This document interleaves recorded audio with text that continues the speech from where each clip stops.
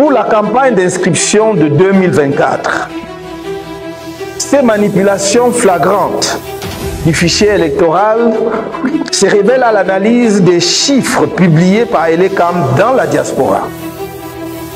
Elles confirment le sentiment largement partagé que les responsables d'Elecam, agissant pour le compte du RDPC, ont une peur panique de la progression substantielle du nombre d'électeurs,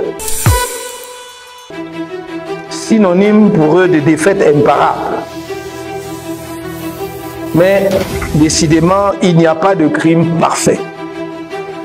En effet, le croisement des données officielles de l'ECAM de 2024 avec le nombre des inscrits de la diaspora tiré du fichier électoral qui avait servi à l'organisation du scrutin présidentiel du 7 octobre 2018 met à nu les pratiques frauduleuses de l'organe électoral.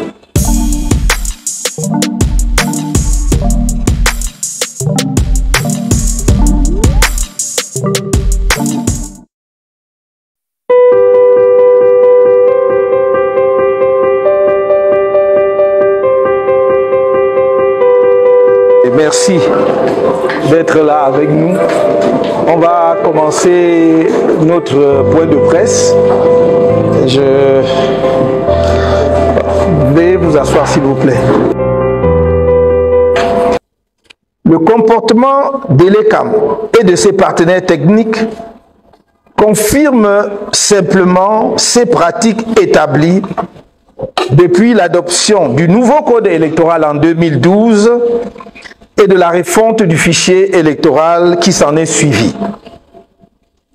Il s'agit là de pratiques criminelles qui tuent les balbutiements démocratiques camerounais. La justice ne peut plus les laisser impunis au risque d'être, au même titre que le RDPC et l'ECAM, responsables de toutes les conséquences fâcheuses que celle-ci pourrait avoir sur la préservation de la paix au lendemain du scrutin présidentiel à venir. Selon le fichier électoral consolidé, et là je m'en vais vous donner les éléments chiffrés qui permettent de parler de cette manipulation. Et donc selon le fichier électoral consolidé, avec lequel le scrutin présidentiel du 7 octobre 2018 a été organisé, Elecam déclarait avoir 19 301 électeurs inscrits dans la diaspora. Seulement en janvier 2024, soit 5 campagnes d'inscription successives sur les listes électorales plus tard, Elecam a annoncé le chiffre de 18 937 électeurs inscrits dans la diaspora, comme il ressort de son communiqué numéro 0001-CRP-Elecam-DGE du 10 janvier 2024 relatif aux statistiques d'inscription des électeurs au terme de la révision des listes électorales de l'année 2023, signé du directeur général de l'ECAM lui-même.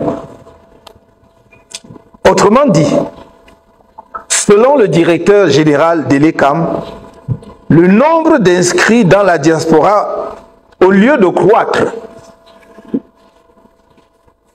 a plutôt diminué de 364 électeurs après 5 ans.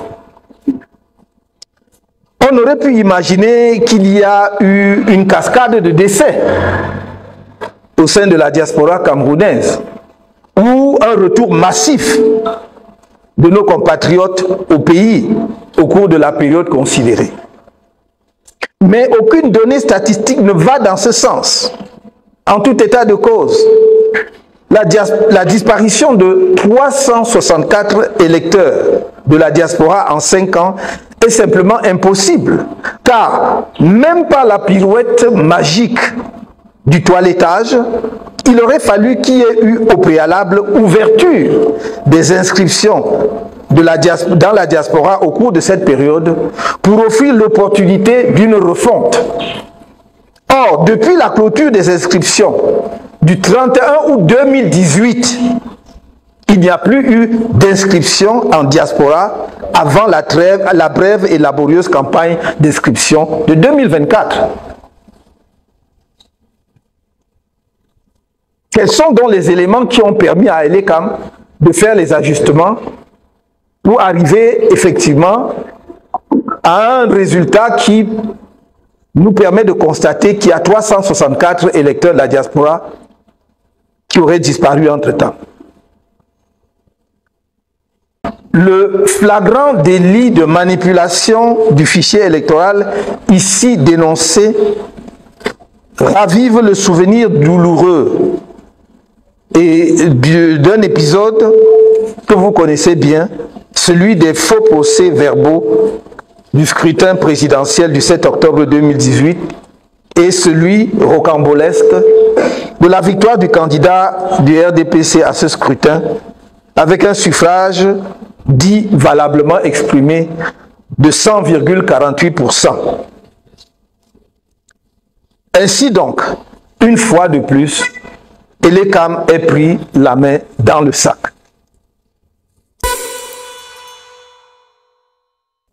Je le dis et je le répète, il ne pouvait y avoir modification compréhensible, légale, du nombre des électeurs dans la diaspora que s'il y avait eu ouverture des inscriptions, refonte des listes permettant peut-être de constater des décès ou des gens qui ont changé de lieu de résidence. Il n'y en a pas eu de 2018 à 2019. Donc, dans tous les cas, on aurait dû, au début de 2024, lorsque Elecam donnait les chiffres des inscrits à la diaspora, redonner les chiffres de 2018. Il n'y avait aucune raison, effectivement, que ces chiffres changent. Il faudra garder une vigilance absolue. Car n'oublions pas que face à l'enthousiasme suscité par les inscriptions massives des Camerounais sur les listes électorales, le directeur général d'Elecam a fait du toilettage un outil avec lequel il peut anéantir tous ses efforts d'inscription. Il déclarait à cet effet, à la fin du premier trimestre de cette année, qu'on peut, je cite, avoir par exemple 200 000 inscrits et qu'après le toilettage, il n'en reste plus que 50 000. Fin de citation. Voyez l'ampleur de l'écart qu'il se permettait de suggérer alors. 200 000 inscrits, après toilettage, il n'en reste que 50 000. Il aurait pu dire, après toilettage, il n'en reste que 150 000, parce que le toilettage, après, ça veut dire que la base est sûre. On voit simplement des décès, les doublons, etc. Mais ça ne peut pas être, le toilettage ne peut pas enlever les 3/4 des inscrits. Rien n'est anodin.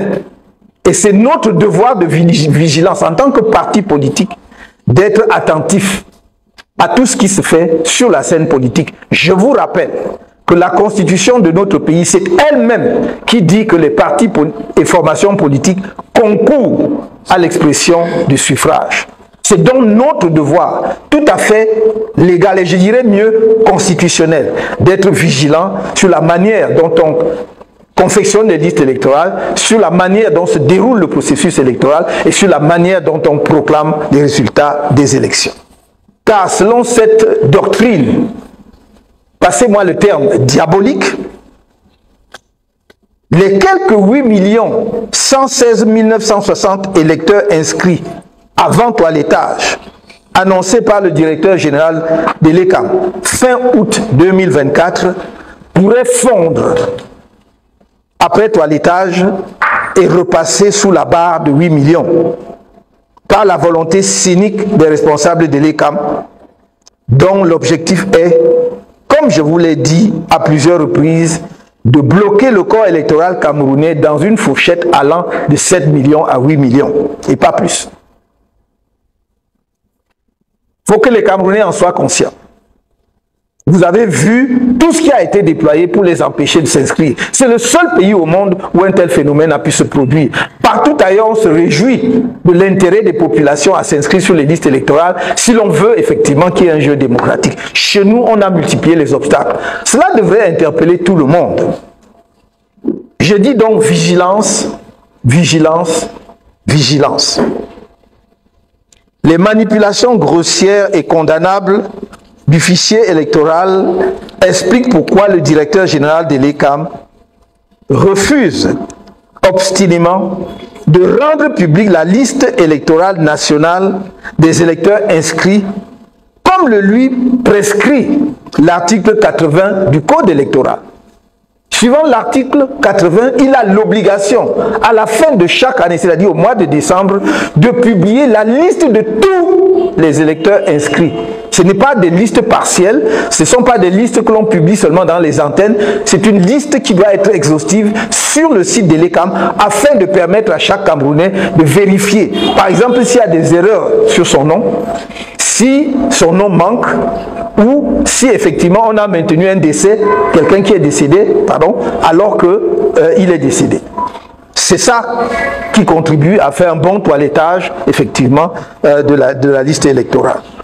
Mais le directeur général de l'ECAM, comme s'il en faisait une affaire personnelle, refuse obstinément de respecter la loi. Nous avons dit ici à plusieurs reprises, et j'ai entendu un ministre dire qu'ils sont là pour qu'on respecte la loi. Nous le voudrions. Nous souhaitons justement que le gouvernement respecte la loi, que le gouvernement appelle les uns et les autres à respecter les lois, que l'Assemblée nationale se permet de voter au nom de tous les Camerounais. Et là, nous avons un cas patent. Nous avons demandé depuis 10 ans la révision du code électoral à cause justement des défectuosités, des insuffisances. On ne l'a jamais accordé. Mais même ce qui existe dans le code électoral n'est pas respecté. Il faudrait que les Camerounais en soient conscients. Nous en prenions acte. Il ne s'agit pas de je ne sais quelle agitation, mais il s'agit des faits vérifiables. Chacun de vous, j'ai donné l'article, peut lire l'article 80 du code électoral.